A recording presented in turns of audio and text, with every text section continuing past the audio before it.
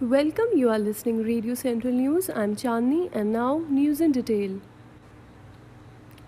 India's COVID-19 tally-off cases sprinted past 47 lakh with 94,372 new infections being reported in a day, while 37 lakh 2,595 people have recuperated, taking the national recovery rate to 77.88% on Sunday, according to the Union Health Ministry data.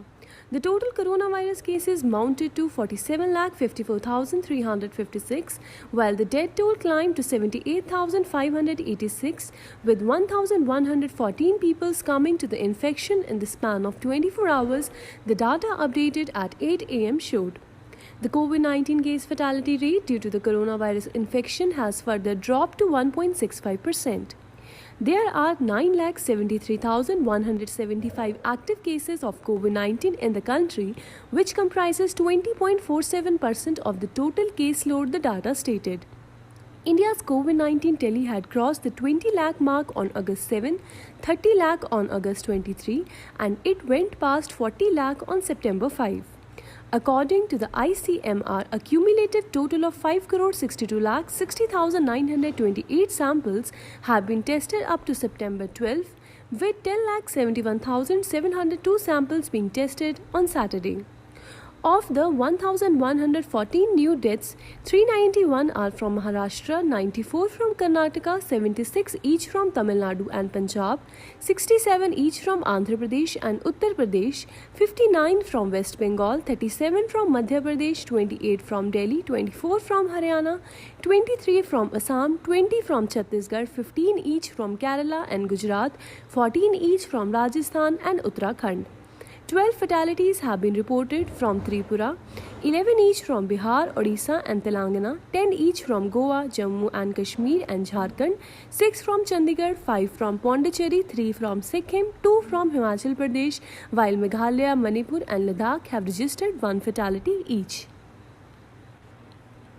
The National Eligibility Cum Entrance Test, a common entrance examination for undergraduate courses at medical colleges, was held on Sunday across the country amid the COVID-19 schedule. Till Saturday evening, over 15 lakh aspirants out of nearly 16 lakh have downloaded the admit card, official here said. However, how many of them finally took one of the toughest entrances will only be known later. The pandemic changed many things. Students appeared for the examination in the middle of September instead of May. Apart from admit card, identity proof and stationery, they carried face masks and hand gloves to the examination hall. The National Testing Agency, tasked to take the examination, divided the students in centers with more than 900 aspirants into 2 slots, 1100 hours and 1400 hours. The examination center were increased to 3,862 from 2,546 in 2019. Moreover, the number of aspirants in classroom were reduced to 12 from 24 to maintain social distancing. The students were allowed to enter only after going through thermal screening. As per the reports from several states, the students were seen coming a bit early than usual and queuing up, keeping a distance of 2 feet among themselves. Under Operation All Out, security forces have made terrorists on the run and many have been eliminated, including top commanders in major counter-insurgency operations post-abrogation of Article 370 across the Union Territory of Jammu and Kashmir. However, as part of Op All Out, joint team of Army, J&K Police and paramilitary forces in the month of August have killed 18 terrorists of different outfits in separate operations in part of the Union Territory. Major combat and search operations have been launched as part of Operation All Out, especially post-abrogation of Article 370, and undoubtedly we achieved major success. They said that alone in the month of August, 18 terrorists were neutralized and 108 overground workers helping these anti-nationals on the direction of the supreme bosses operating from across the border were taken into custody. Security forces are sacrificing lives in counter-terrorism and terrorist activities in Jammu and Kashmir, and the OGWs providing logistic support to them is unacceptable. They are more threatening than the terrorists, so cannot be spared, they added. Sources further said that one terrorist also surrendered in the month of August, while between August 13 to 20, 2 major hideouts were also busted.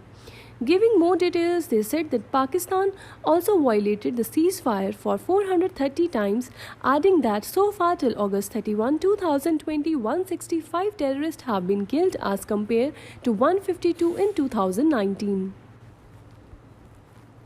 Raghuvansh Prasad Singh, senior Rashtriya Janata Dal leader, former union minister and architect of most popular social security scheme Manrega, passed away at All India Institute of Medical Science here on Sunday. The 74-year-old leader was admitted to the hospital since a week after developing post-COVID-19 complications and was put on a ventilator support. Known as Manrega Man, Mr. Singh was one of the noted politicians of Bihar and popular among all the political parties. He was the architect of Mahatma Gandhi National Rural Employment Guarantee Act, and unique scheme for rural employment in India launched in 2006 during his tenure as the Union Minister for Rural Development. The Manrega was widely appreciated worldwide and helped United Progressive Alliance government to retain power in 2009 Lok Sabha election. That is all for today's news bulletin. Stay tuned to Radio Central News for more updates.